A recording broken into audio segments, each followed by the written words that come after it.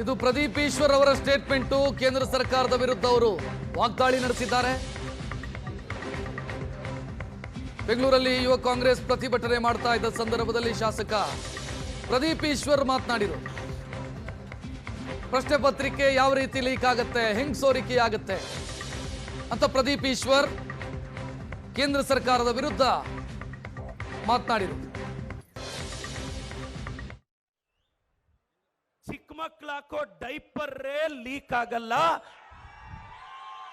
ಚಿಕ್ಕ ಮಕ್ಕಳು ಹಾಕೋ ಡೈಪರ್ರೇ ಲೀಕ್ ಆಗಲ್ಲ, NTA ನೀಟ್ ಪೇಪರ್ ಲೀಕ್ ಆಗುತ್ತೆ. ಇದು ಬಿಜೆಪಿ ಅವ್ರ ಯೋಗ್ಯತೆ.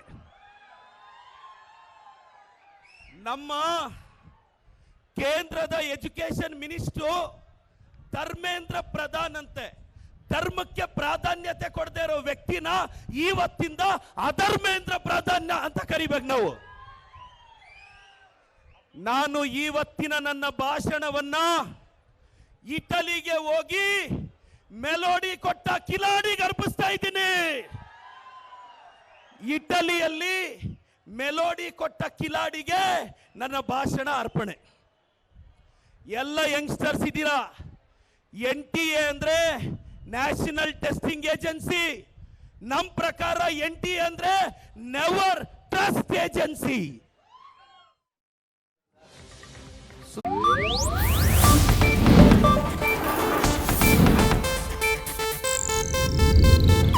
ಇದು ಏಷ್ಯಾನೆಟ್ ನ್ಯೂಸ್ ನೆಟ್ವರ್ಕ್ ಪ್ರಸ್ತುತಿ.